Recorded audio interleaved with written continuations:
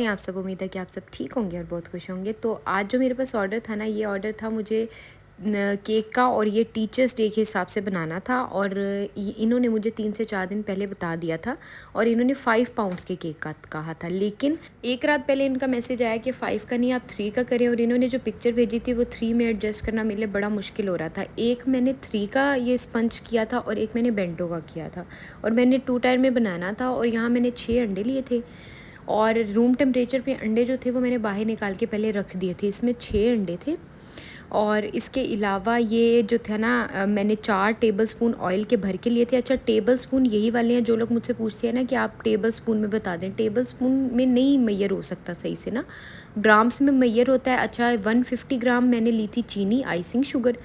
चीनी मैंने ली थी 1 कप, 1/4 कप। और इसके साथ मैंने लिए थे इसी तरह मैंने जो मैदा है ना वो लिया था 150 ग्राम, जिसके अंदर से मैंने 2 चम्मच भर के निकाल के कोको पाउडर ऐड कर दिया था। और ये जो बटर मिल्क है, ये मैंने आपको पहले भी बताया था, इसके अंदर मैंने वो सिरका डाल के 10 मिनट के लिए रखा, और ये बटर मिल्क रेडी हो गया। इसके बाद मैंने मैदे के अंदर ग्राम्स में जब मैयर किया तो मैंने इसके अंदर 3 ग्राम जो था वो पाउडर, बेकिंग पाउडर और बेकिंग सोडा 1 ग्राम। अच्छा, इसको अगर आप देखें ग्राम्स के अलावा तो ये था 1/2 कप और 1 कप मैदा, जिसके अंदर 2 चम्मच भर के कोको पाउडर थे, और उसके अलावा मैंने इसी के अंदर बेकिंग पाउडर और बेकिंग सोडा भी ऐड कर दिया था। इसके अलावा 6 अंडे थे, और बाकी ये चॉकलेट एसेंस था। अगर चॉकलेट एसेंस ना हो तो आप लोग वेनीला एसेंस भी ऐड कर सकते हैं, वो कोई मसला नहीं है। ये प्रॉपर चॉकलेट केक की रेसिपी है, और आप लोग नोट डाउन कर लें। 6 अंडे हैं, 150 ग्राम मैदा, जिसके अंदर से जो 2 चम्मच निकाल के 2 हमने ऐड करने हैं कोको पाउडर के, और इनको स्ट्रेन भी कर लेना है। उसके अलावा यहाँ पर मैंने 3 पाउंड्स का केक का मोल्ड लिया था।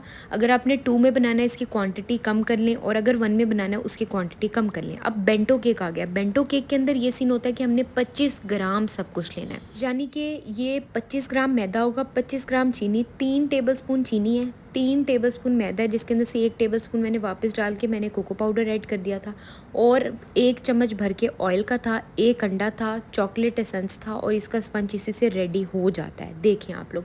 और यहाँ पर ना इसका जो मोल्ड है ये 4.5 इंचज़ वाला है। अच्छा, बेंटो केक में भी 3 तरह के आते हैं, स्मॉल, मीडियम, लार्ज, और ये लार्ज है 4.5, यानी ये हाफ़ kg का, तकरीबन हाफ़ kg कह रही हूँ, हाफ़ पाउंड का ये रेडी होता है। kg में नहीं रेडी होता, ये तकरीबन 430 ग्राम्स का होगा, या 350, मतलब 450 के बीच में होगा ये। और जो लोग मुझे कहते हैं कि यहाँ पर हम लोगों को पतीले में बेक करना है, तो आप लोग पतीले में बेक कर सकते हैं। वो इस तरह के मेरे साथ एक दफ़ा हो चुका है कि मैं ना, मेरे पास एक ऑर्डर आया और मेरा ओवन उस टाइम पे ख़राब हो गया। उसकी नीचे की ग्रिल चल ही नहीं रही थी, सिर्फ ऊपर की चल रही थी। मैं बहुत परेशान, और 3 केक मुझे शाम को देने थे, और ऑर्डर भी मुझे 4 बजे आया। यहाँ पर जी मैंने जो वो है ना ओवन अपना ऑन किया, और यहाँ पर भी वो कहूँ ना, अर्जेंट चीज़ के अंदर कुछ ना कुछ होता ही है। अच्छा, तो मैं आपको बता रही थी कि वहाँ पर मेरे साथ ये हुआ था कि मैंने पतीला रखा, फिर उसके अंदर बेक किया, और वो बहुत लजीज बना था। कोई फार्मा कंपनी थी, उन्होंने मुझे ऑर्डर किया था। सबसे पहले एक एक करके अंडा तोड़ना है, अंडों को बीट करना है, और चीनी थोड़ी थोड़ी करके डालते जाना है, थोड़ी थोड़ी करके डालनी है, एकदम ज़्यादा नहीं डालनी।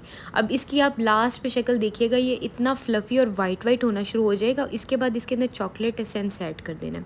चॉकलेट एसेंस ऐड करने के बाद इसके अंदर वो जो हमने बटर मिल्क बनाया था वो 1 टेबलस्पून रख लेना बेंटो केक के लिए, बाकी मैंने इसके लिए रख लिया था, बाकी मैंने इसमें ऐड कर दिया था सारा। फिर इसके अंदर मैंने जो वो थे ना मैदा, उसको मैंने अच्छी तरह स्ट्रेन कर लिया था। मैदे के अंदर कोको पाउडर भी चला गया, और बेकिंग पाउडर और बेकिंग सोडा भी चला गया। फिर इसको कट एंड फोल्ड मेथड के साथ इसे मैंने अच्छे से मिक्स किया, और जो मैदे के लम्स थे ना वो पहले ही बाहर निकल चुके थे, ताकि उसके अंदर कोई भी लम्स ना बने और मैदा सही से हमारा स्पंज रेडी हो जाए। और यहाँ पर मैंने फॉन्डेंट के साथ ना पहला केक रेडी करना था, यानी फुल फॉन्डेंट को कवर करके। सेमी फॉन्डेंट तो मैं बनाती रहती हूँ, लेकिन फॉन्डेंट के साथ पहला केक बनाना था। थोड़ा सा मैं थी घबराई हुई, लेकिन मुझे इतना आइडिया था कि मैं कर लूँगी इंशाल्लाह, क्योंकि मैंने पहले भी काफ़ी दफ़ा फॉन्डेंट के साथ वो कपकेक्स वगैरह कवर किए हुए थे। अच्छा, यहाँ एंड पे मैंने इसके अंदर ऑयल ऐड किया, और यहाँ पर 6 टेबलस्पून ऑयल मैंने लिया था। ऑयल ऐड करने के बाद इसको मैंने ओवन में प्री हीटेड कर लेना ओवन को, और उसको मैंने रख दिया था। और ये तकरीबन मैंने 30 मिनट्स भी नहीं लगे, मेरा केक रेडी हो गया था। यहाँ पे मैंने बेंटो केक के लिए वही तैयारी की थी जो 3 पाउंड्स के केक के लिए की थी। बेंटो केक के अंदर सिर्फ यही होता है कि बेंटो केक के अंदर हमने 1 अंडा लेना है, 25 ग्राम मैदा, 25 ग्राम शुगर, और उसी के अंदर कोको पाउडर और वो चीज़ें डाल देनी है। अच्छा, यहाँ पर फॉन्डेंट के साथ मुझे पेंसिल्स बनानी थी और वो बनाने थे ये जो बुक्स बनानी थी, और ये यहाँ पर बहुत इजीली ये चीज़ें रेडी हो जाती हैं। उसके बाद ये बेक होके आया तो मैंने इसको ठंडा करने के बाद इनकी 3 लेयर्स कट कर ली थी। 3 लेयर्स कट करने के बाद मैंने छोटे बेंटो केक की भी वैसे ही लेयर्स कट कर ली थी। और जो लोग कहते हैं ना कि विपी विप की क्रीम जो है वो नहीं होती, वो ईज़िली हो जाती है। आप लोग 8 से 9 मिनट इसको बीट करके देखें।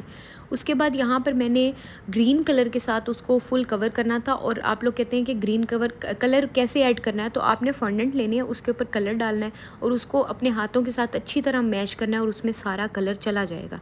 यहाँ पर विपी विप क्रीम के साथ मैंने इसको सारा किया था। अच्छा, यहाँ पर मैंने सिर्फ 100 ग्राम्स विपी विप ली थी और ये देखिए यहाँ पर ये 4 से 5 मिनट के अंदर इतनी थिक हो गई थी। इसके बाद मैंने इसे फ्रिज में रखा, केक निकाल के केक के ऊपर आइसिंग शुरू कर दी थी। यहाँ पे थोड़ा सा मैंने वो चॉकलेट, इसके अंदर 1 टेबलस्पून चॉकलेट थी और इसके अंदर मैंने साथ कॉफ़ी डाली थी और दूध डाला था। ये देखें जी, यहाँ पर हल्की हल्की आइसिंग करनी है, ऐसे स्प्रेड करना है सिर्फ, हमने फुल आइसिंग नहीं करनी क्योंकि फॉन्डेंट केक ने ऊपर एडजस्ट करना होता है फॉन्डेंट ने, तो इस वजह से इसको हमने फुल आइसिंग करके नहीं रखना होता।